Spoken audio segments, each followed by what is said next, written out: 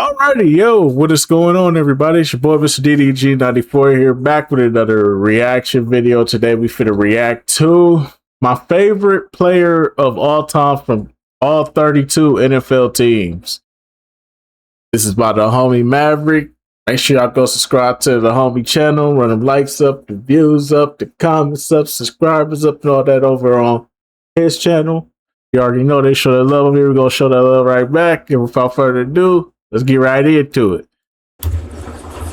What's going on, Ian? Welcome back to the channel. It's your boy Maverick bringing you back to yet another list video. This time around, we're going to talk about my favorite player of all time from all 32 NFL teams. I figured since everybody's in training camp and the preseason is next month and the Hall of Fame game is next month, I figured why not get an early start talking about football again. So yeah, there's that. Hopefully this next NFL season brings some joy to my heart. And for those of you that know me, you know which team I'm hitting at. Anyways, but I'm going to talk about my favorite player of all time from 32 NFL teams. Yes, even teams I hate have very good players, but hey, we're all family here. Members of rival teams or not members of rival teams. So don't forget to subscribe if you're new. And without further ado, let's dive over to it. Cincinnati Bengals. AJ Green. Now you're probably wondering, why not Chad Ochocinco? Because I found AJ Green's style to be a bit more electric because he was a bit more faster. And you know, Chad had hands, but AJ to me was a better route runner. Like the way he could get open when he was in his prime, taking bounds from Andy Dalton, stuff a legend, man. You had to be there to see this guy, you know, light up Cincinnati and light up those secondaries that would come over and visit there. Like AJ. Man, it just suck you wasted his prime in Cincinnati, though, bro. That's the only thing I'll say. It's just bad he wasted his prime in Cincinnati, bro. He could have went somewhere else and got him, you know, could have seen more success, but hey, it is what it is. Hey, if they paying, shit, you gotta take care of you, but it is what it is. Big Green, mad unstoppable. Cleveland Browns. It's a lot I can go with, but I decided to pick TJ Ward. You know why? Because he built his name in Cleveland before he became a no-fly zone defense in Denver. Like a lot of people, you know, sleep on the Browns because they've been a part of your franchise for the last couple decades. So, but there do be some talent in the Cleveland Browns that people tend to miss out on. TJ Ward, well, until he went to Denver, was starting to become one of those talents. Like this guy could cover side of the sideline, he could keep up with his man, he could knock out the ball, and he was a ball hawk.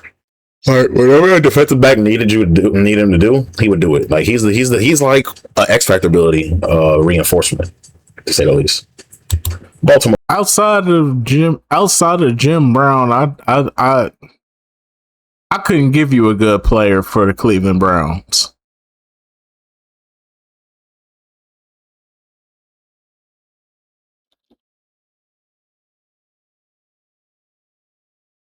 Like I couldn't think of a good player for the Browns.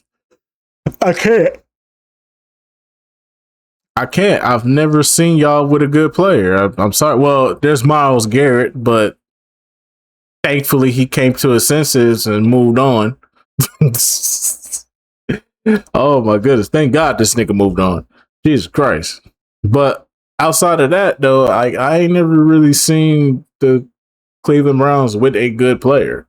And then sometimes they do have a good player, but he end up leaving or they end up trading them because they like he can just get a draft pick back for that. I mean, they traded him, but I mean, at least he's somewhere else. That's all that matters. Yeah, but I can't think of a good player for the Cleveland Browns outside of like Jim Brown. That's the only person I can think of. Baltimore Ravens. I mean, this Maverick list, but for me, it's gonna always be Ray Lewis for sure. Or Ravens. Controversial opinion, it is not Lamar Jackson. Uncontroversial opinion, it's Ray Lewis. Do I have to explain it? I mean, come on. Super Bowl champ, one of the captains of the top 5 greatest defense of all time, with him and Rod Woodson. Like, come on, Nick y'all. Chubb, I guess you could say Nick Chubb. Josh Gordon. He was on the field that long enough. He put the word, getting hot. The word hit stick and the term hit stick.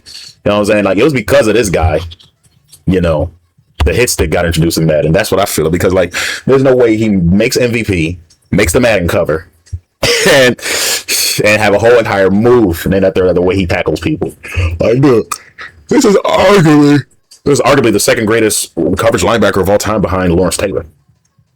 Anyway, the Pittsburgh Steelers, gotta go with the bus.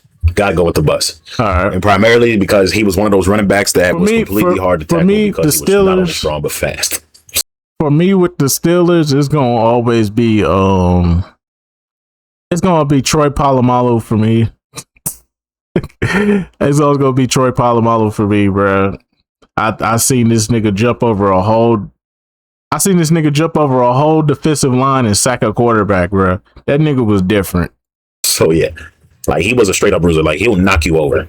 Don't let his height fool you. It's really his size and his speed that'll put you on your back.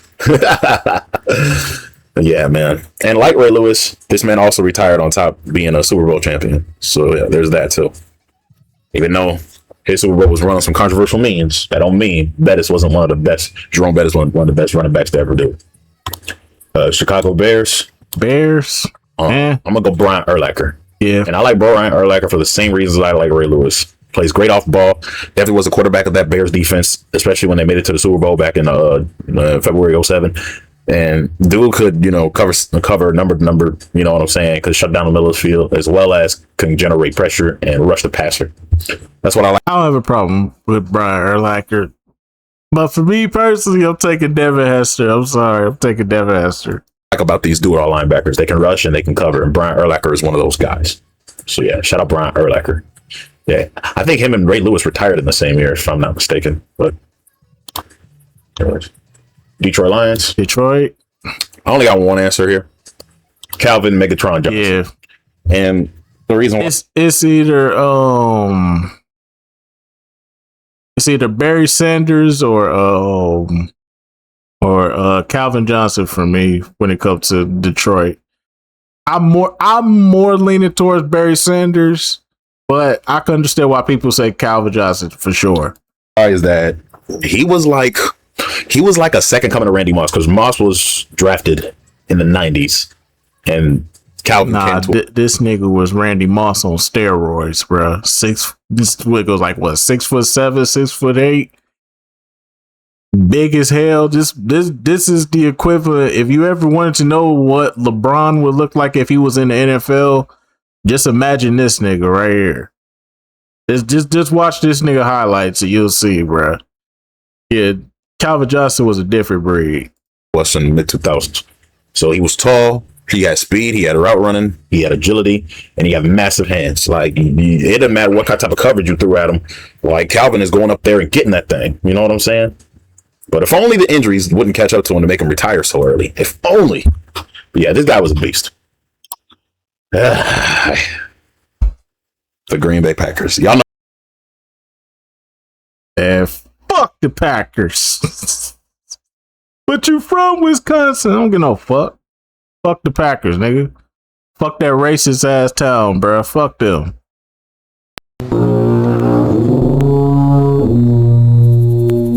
No. Fuck the Packers. Fuck Green Bay. How you gonna hate a team that you from, man? They from your turn? Nah, nigga. They from Green Bay. Let's just keep that real. I'm from Milwaukee. They from Green Bay. It's a big difference. And a bunch of factories and farmland out there, out in fucking Milwaukee, bro. It's a city in Milwaukee. We have malls. They got farms and complexes and warehouses and shit. Hell no, fuck Green Bay.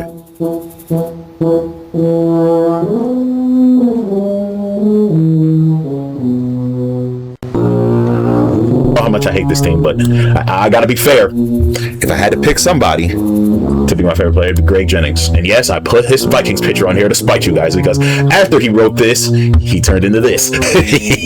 But nah, I like me some Greg Jennings because guy had a nice route tree. He had great hands. I'm mad at Greg Jennings. You know what I'm saying? Like, he had his fundamentals down as a receiver. You know what I'm saying? If you had to pick a receiver, Greg Jennings cool. It's everybody else on that team. Not everybody else on that team. Who was the people that I said came up there that one time we was up there and them Green Bay racist ass people up in Green Bay was treating us crazy. That's racist. That's racist. That's racist. Nah, I wasn't Aaron Rodgers. Fuck Aaron Rodgers too, because he took one of their kids.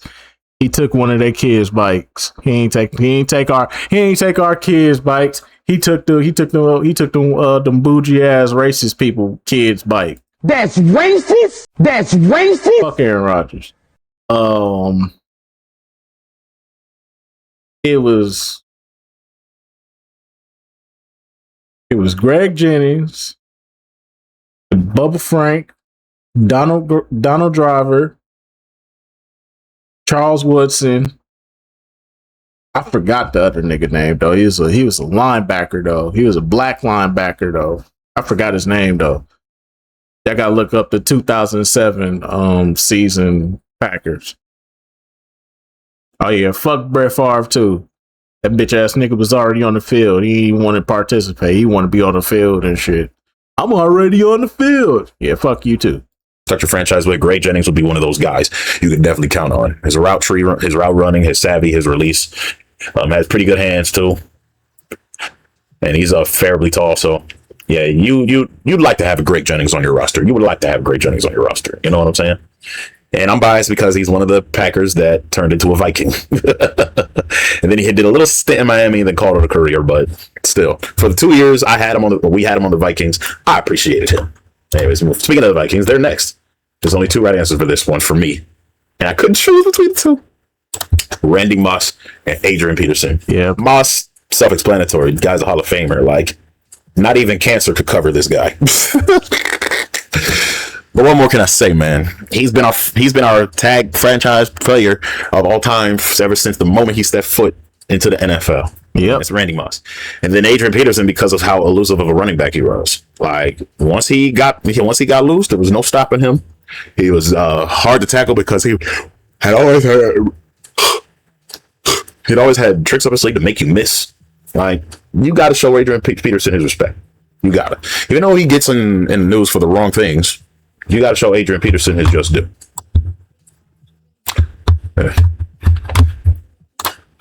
Indianapolis Colts. Again, two answers. Peyton Manning is my first choice, but I want to show love to Andrew Luck too, because when these two eras of Colts football was back to back, and these were two amazing eras if you were a Colts fan. Like, I almost envied the Colts because they struck gold twice on the cornerback back to back in two different drafts. You know what I'm saying? So yeah, shout out the Colts, but more importantly, Peyton Manning became the ultimate rival to the GOAT. You'll find out where he is on this list. But yeah, he became the ultimate rival to the GOAT. That's why he's on here. And on top of that, guy gave Indianapolis a Super Bowl. And then Luck. Yeah, I say Peyton Manning. What about Reggie Wayne though? No Reggie Wayne. Damn, bro. No Reggie Wayne. None of them. No love for the receivers, though. Just say, bro. If the injuries didn't catch up to him, he could have had better luck.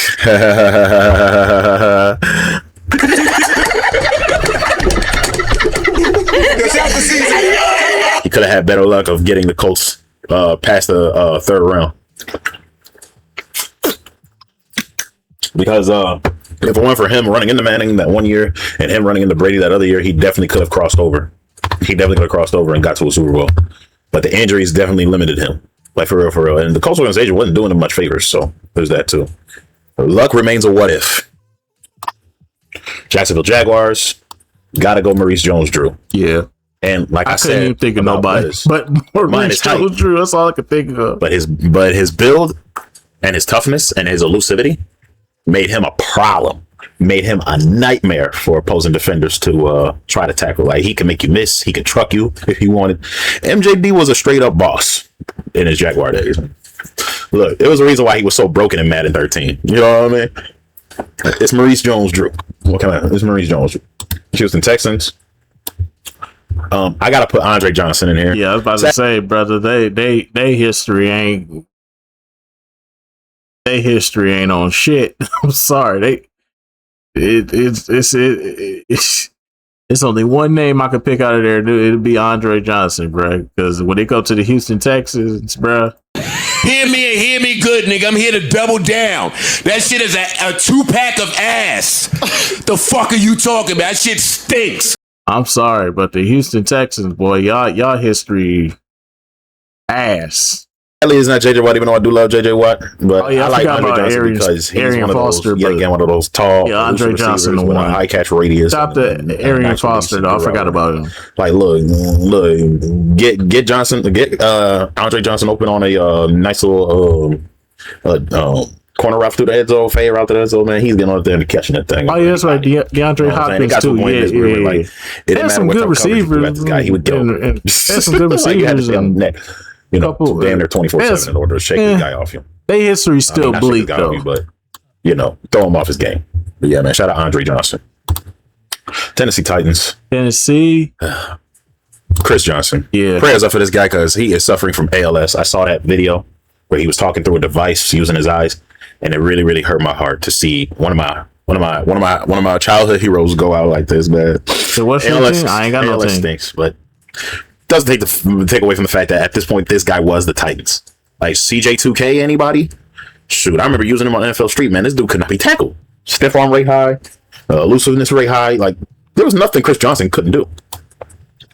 All right, Tampa Bay Buccaneers. Hot take, but I really like me some Warren Sapp.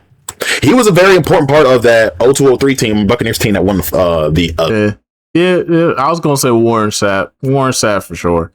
Super Bowl. Like, dude, without his ability to stuff the run, like, those Buccaneers teams don't go deep in the playoffs without his ability to stuff the run and just be a physical mass presence in the middle. Kill the offensive line, somebody they can fear. You know what I'm saying? Like, that's what Warren Sapp was important for. It was no different when he was with the Miami Hurricanes, kicking it at the Rock and Ray Lewis, and then, like, dude, he was that elusive of a defender, and you know, back in those days as he was in Tampa. Plus, guy's funny as hell. You should watch his Wild 'N Out episode. Like, he told Roscoe Mather if it wasn't for that. He said, if it wasn't for that Curry, I could have been your dad. That took me out. Anyway, well, that Falcons. Come on, bro. I think it should be obvious where I'm going with this one. Come on, bro. Come on, man. Come on, man. Just say the name. Just say it, please. Just say the GOAT name, Maverick. Come on, brother. I know Julio Jones and all them was cool, bro. But come on, bro. Just say the GOAT name, bro. Come on, brother. Atlanta Falcons. It's all.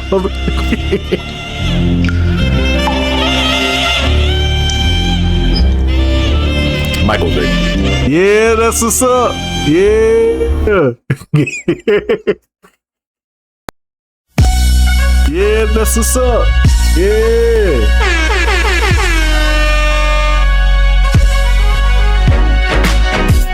Yeah, that's what I'm talking about. Yeah. That's what I'm talking about. That's why he's everything. That's why he's the GOAT. The GOAT.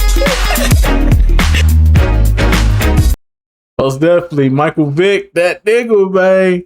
Oh, man, if he wasn't fucking with them dogs, though. Thought he'd explain it.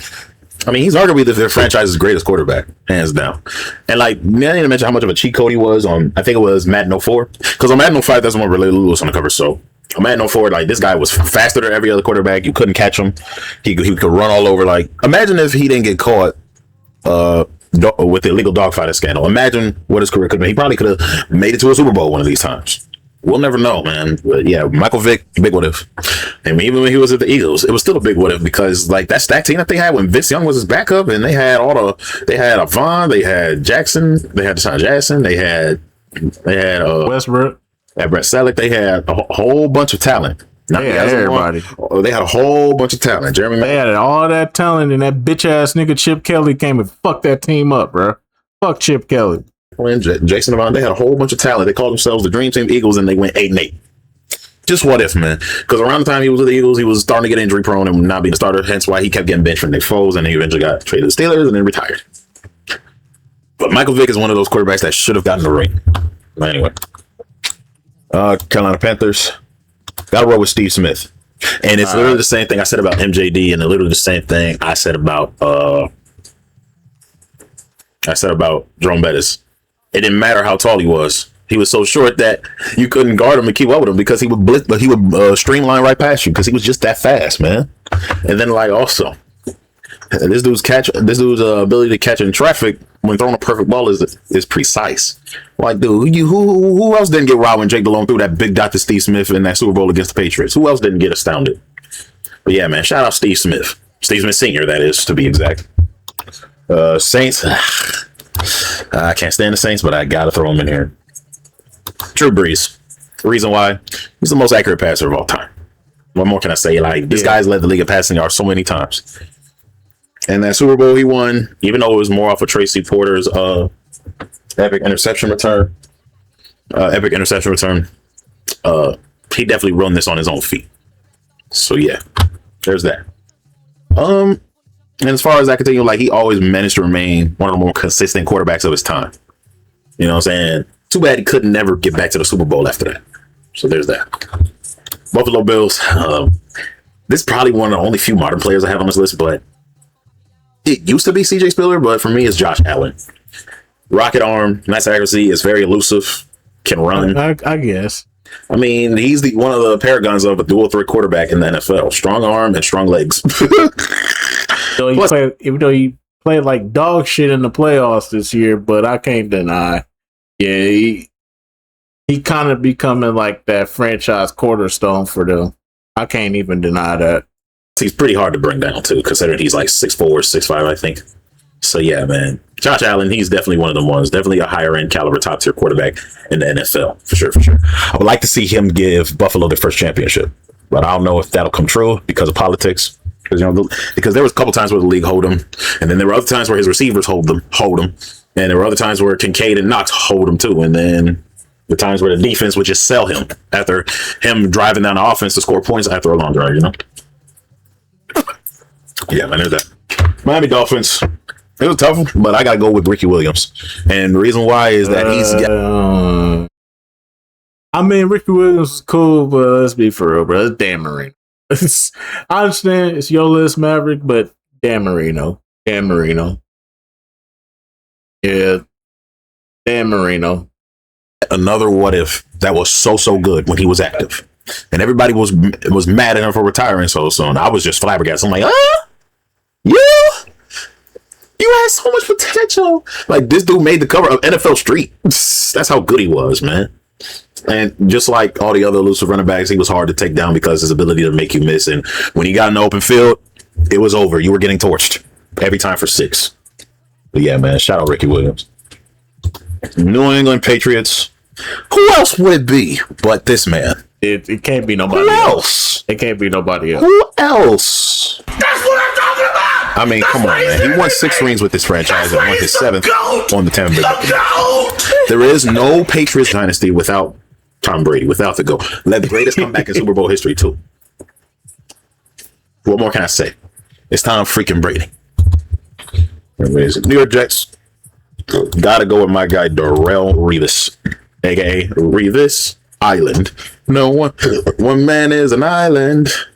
Anyway, and the reason why is I like corners who are able to, play very well regardless if it's man or zone coverage, because Revis was one of those guys that could press you and that could cover you and could pick the ball off at any given opportunity. So I kind of just wish that, the Jets weren't such a terrible organization, because he had to go lead to their division rival, the Patriots, to get his first and only ring for as good as he was. You know what I'm saying? Like, I wish they did him more justice when he came back to the Jets and retired the Jet. You know what I'm saying? But yeah, it doesn't change the fact that Revis is one of the greater cornerbacks that this league has seen. Arguably top 15, if you ask me, for cornerbacks all time. Arguably top 15, top 20. Yeah, shout out Revis. For the Dallas Cowboys, I decided to go for another defensive option. I really, really liked DeMarcus Ware. And the reason why is that, you couldn't hardly double team the guy. And once he got past you, your quarterback was getting hit or a run was getting stuffed. Like, you know what I'm saying? Like, he was one of those bruiser type of defensive edge rushers that, had a little bit of finesse to him because he was low-key nimble. You know what I'm saying? Like, look, I'm glad he was able to get his ring in Denver. I'm trying to think. Because who was the other guy with DeMarcus Ware? I forgot his name, bruh. He used to be another dude that used to play alongside DeMarcus Ware. I forgot his name, bruh. They used to be a fucking deadly duo, bro. DeMarcus Ware and I forgot the other guy name, bro. Damn, I can't think of his name off the top of my head, but I know it was a deadly duo in Dallas. Him and the other dude, they used to run it. They used to run them sack numbers up, bro. I forgot his name though. Fuck. I'm drawing a blank right now.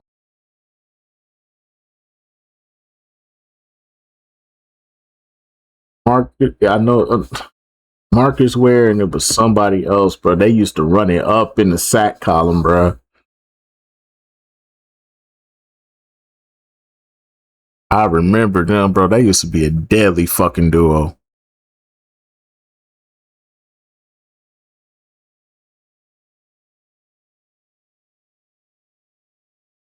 Cowboys wasn't doing them much favors by having Tony start as his quarterback and giving a pretty crappy second back four with the secondary to work with, because that secondary was getting torched. If he wasn't making no plays, and if Sean Lee wasn't making no plays, Marcus Spears, Marcus Spears, yep. That's what I was thinking of. Marcus Spears and fucking DeMarcus Ware was the fucking definition of your quarterback is about to get fucked today. Your quarterback is fucked. It didn't matter. That was a dangerous combination. Them niggas would run it up with the sacks, bro. The most deadliest combination, bro, was DeMarcus Ware and Marcus Spears, bro.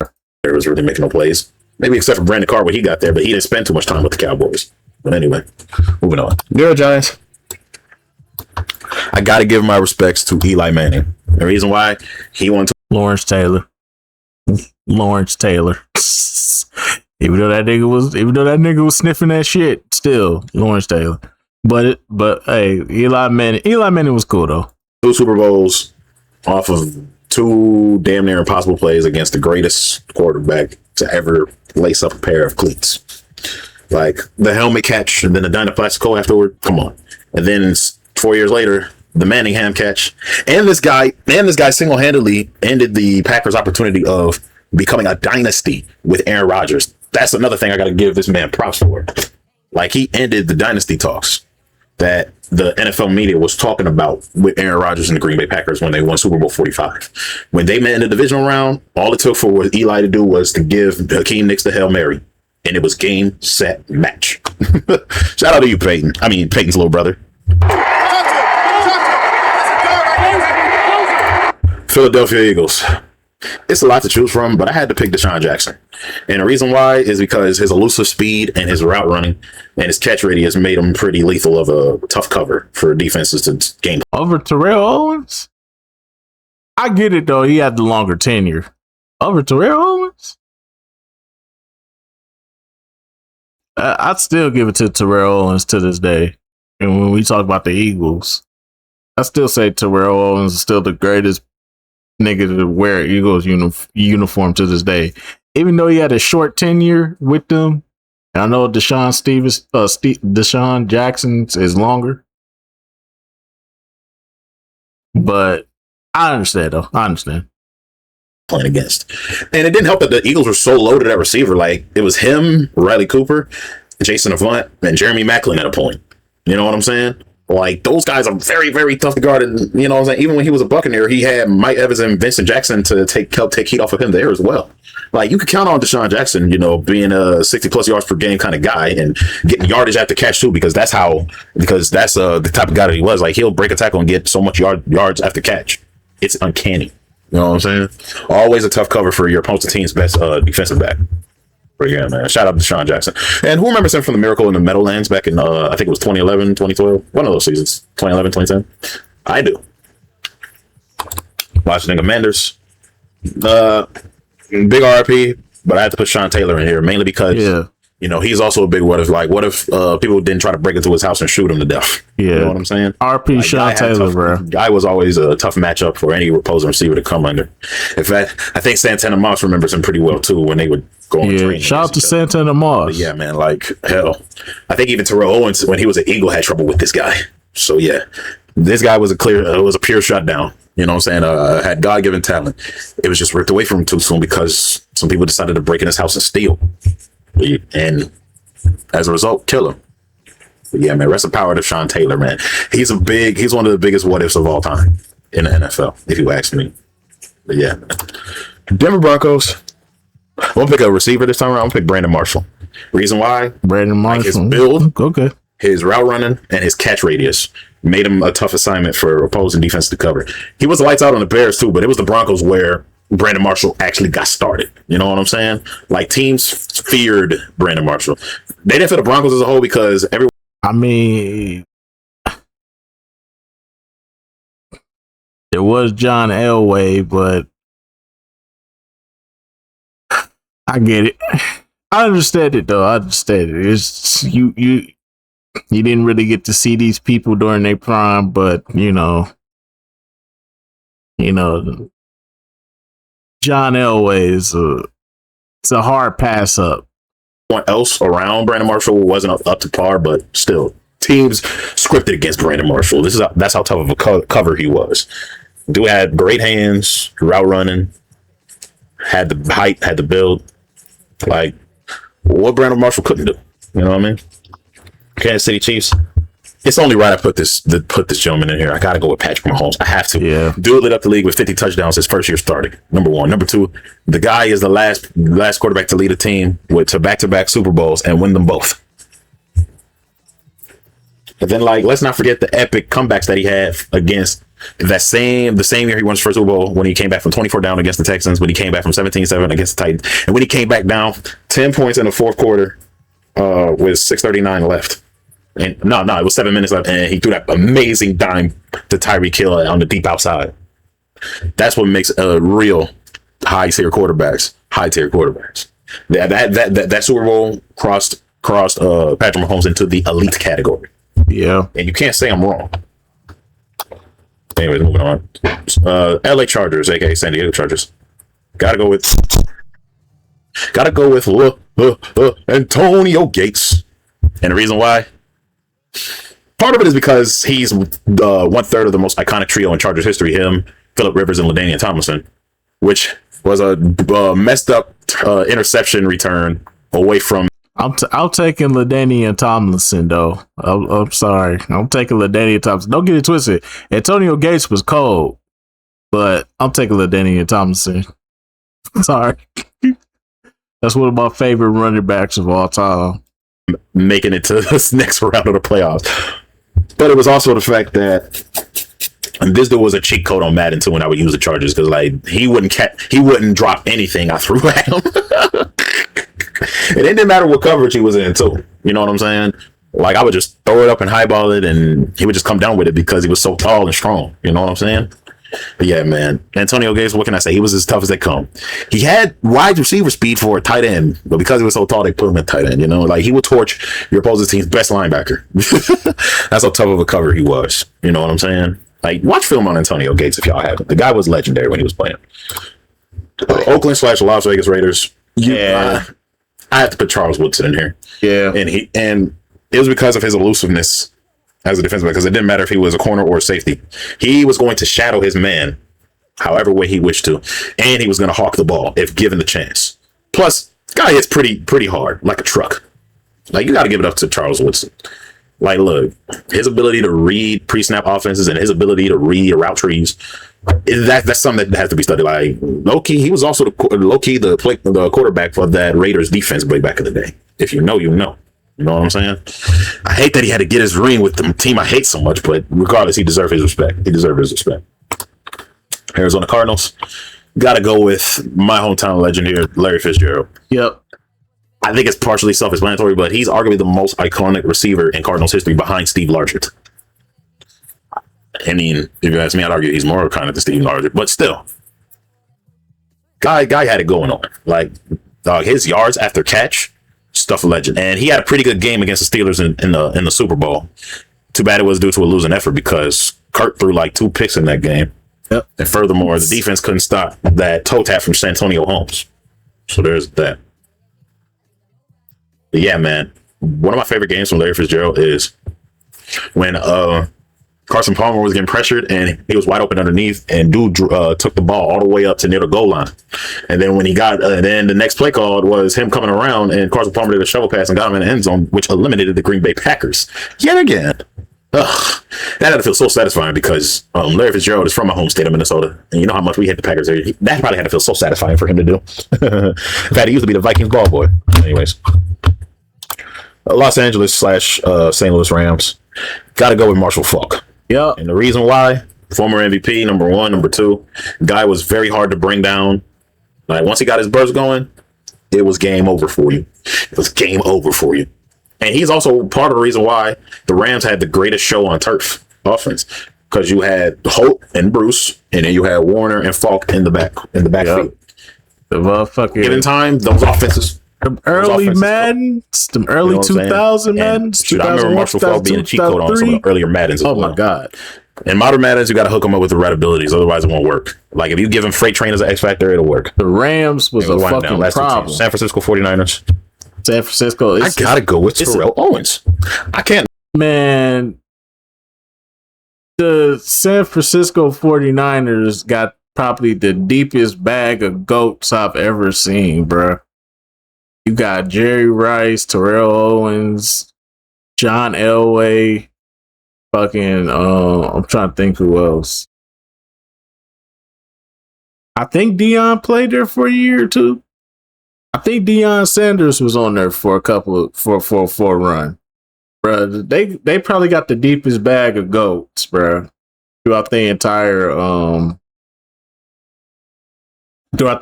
history.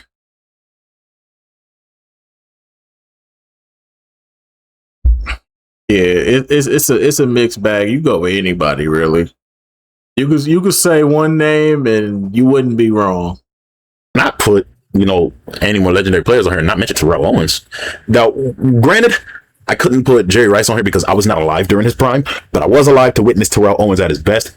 And by God, he was one of the most consistent receivers ever.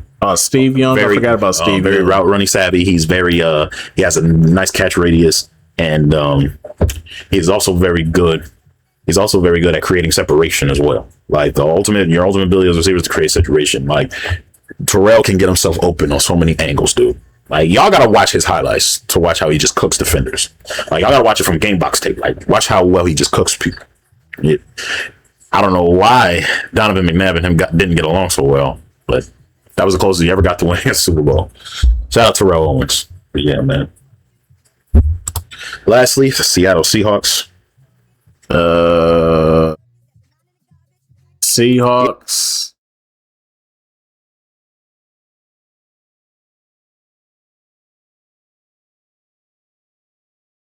Seahawks. Last one.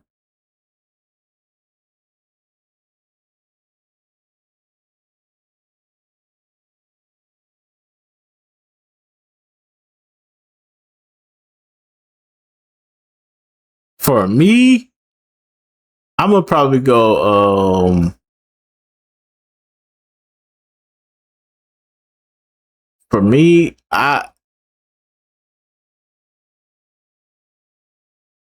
go Marshawn Lynch. That'll be mine. That'll be mine for the Seahawks. Give me Sean Alexander. But I understand. Sean Alexander wasn't a bad pick either. Sean Alexander wasn't a bad pick. It just sucked that them injuries caught up to him too early. I'm not going to lie. Even though I'm not going to lie, I was about to put Richard Sherman in here. But when I look back at some of the better Seahawks of my childhood, Sean Alexander was going to... I mean, this guy made the Madden 07 cover for a reason. This guy was the MVP. League MVP. At a point, I hated Madden. You know what I'm saying? Like this guy was very fast, very elusive, could not be tackled worth a damn. Don't y'all notice a trend with some running backs that I have? The ones that are strong, you know what I'm saying? That have good legs. Like you, and look. It didn't matter if he loaded up the box or not. Sean Alexander was tough enough to make sure he got to the first down and more. You know what I'm saying? If only he didn't tear up his knees. That's the question I have. Yeah. And on top of that, dude was a cheat code on Madden. Like, couldn't nobody tackle him, especially on Madden 07. But anyways, that's it for the video. You guys don't forget to leave a like and subscribe and notification. So I'll see you all next time for some more. Alrighty, man. That's just gonna about do it for this one. Shout out to the homie Maverick, man, for sure, for sure. Yeah, man. Good list. Fire list. You know what I'm saying? You know, it's his decision. You know, y'all might not agree with it. Y'all might feel indifferent. You know, hey, it is what it is. But anyways, though, that just gonna about do it for this one. Shout out to the homie Maverick. Run them likes up, the views up, the comments up, subscribers up over there on his channel. And yeah, man, I'm gonna see y'all on the next one. Till then, deuces.